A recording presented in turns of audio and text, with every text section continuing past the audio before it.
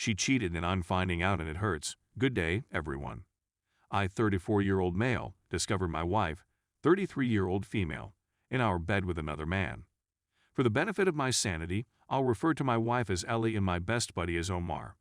Not our real names. Ellie and I met in college and clicked right immediately. When we first started dating, I wasn't very aggressive.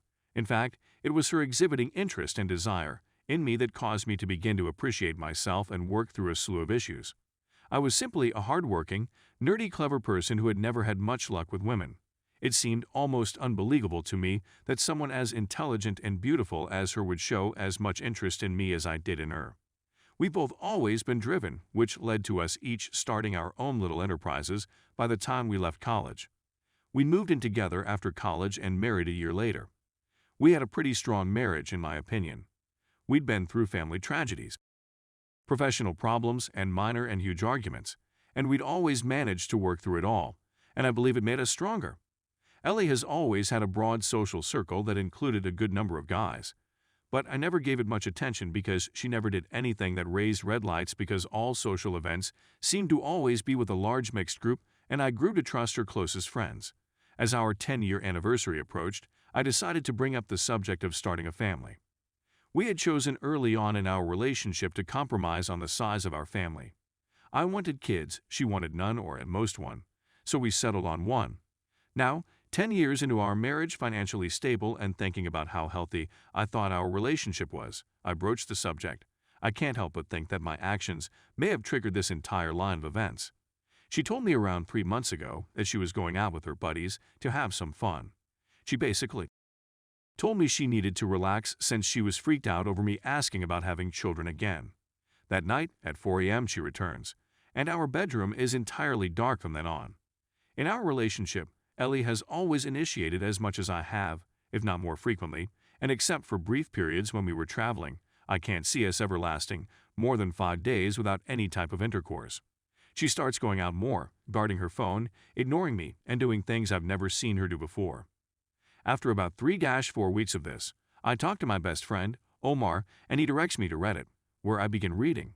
I eventually feel I need to do something about it because it's starting to bother me. I don't just want to trust her. I prefer to trust my wife, and I have to trust her.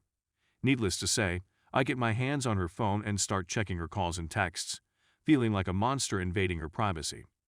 One of the new folks in her social circle turns out to be an old high school love from before we were together. The more I dug, the more I discovered. I suppose the fact that I'd always trusted her entirely made her more relaxed about concealing the affair.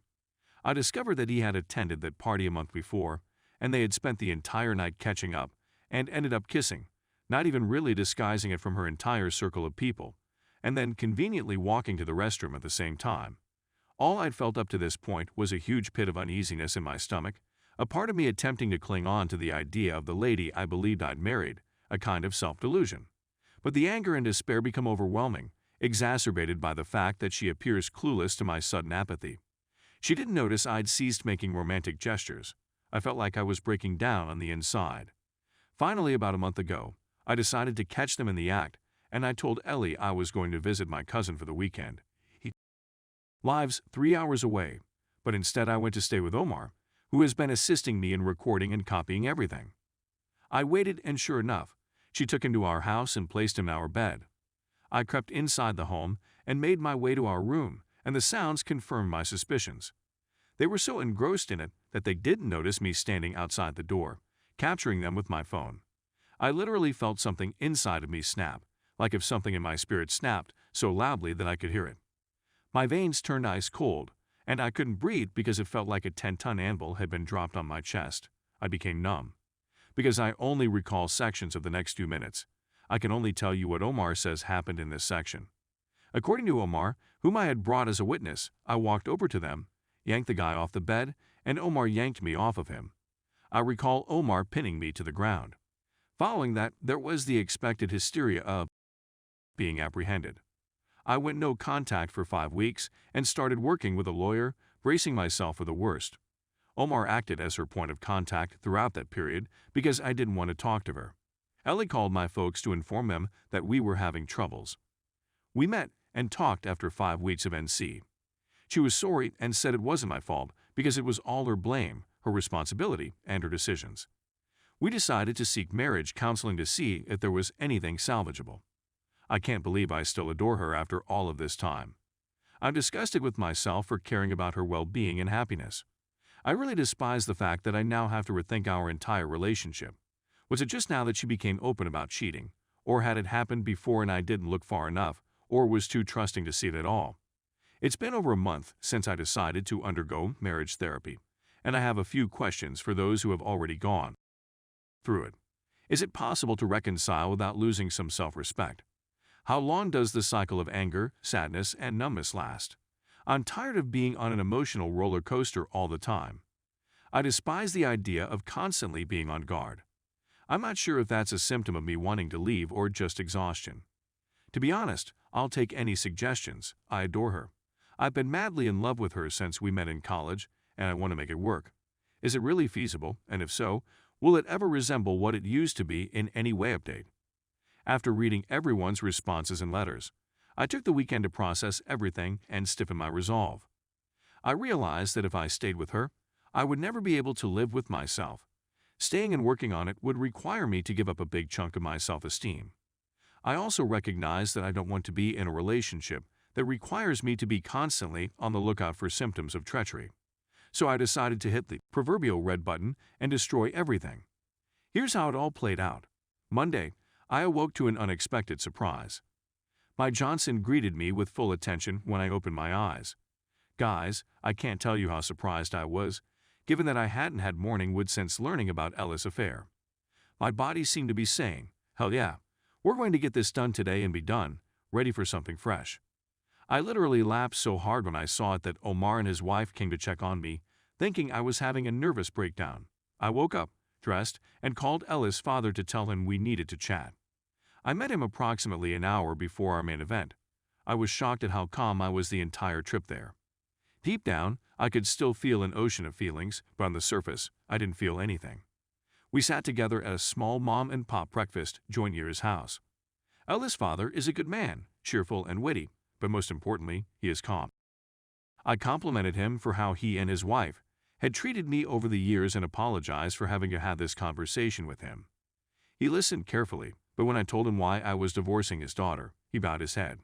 I could tell he was angry, not at me, but at Ellie.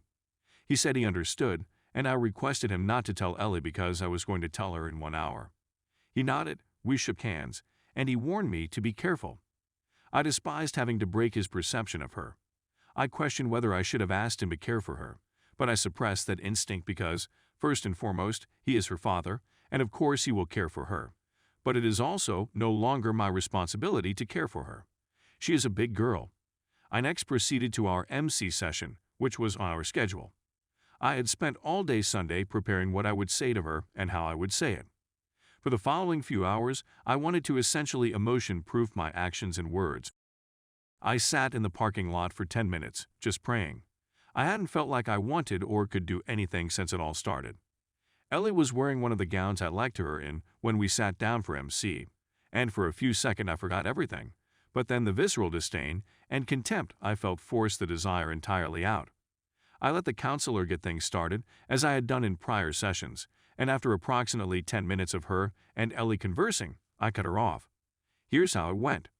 Myself, excuse me, but I have a few things to say to Ellie that I wanted to be able to say here, with a neutral third party. If I am interrupted at any moment, I will simply leave and that will be the end of it. Ellie, I've realized I don't need to know if this was your first time cheating. It makes no difference. I don't need to know how long it lasted. It makes no difference. I don't care how many times you cheated. It makes no difference. I'm not interested in finding out. Why? Even if there was an excellent explanation, a flawless one, it would be irrelevant. It doesn't matter what you did. What matters is that you did it. I now understand that the only facts that matter are those that are true. You would never have children with me. Ellie opens her mouth to intervene, but I start walking to the door, so she instantly backs off. You were going to drag me along for as long as it took. You had to cheat on me sooner or later. At this point, the tears began to flow for her. You do not respect or love me.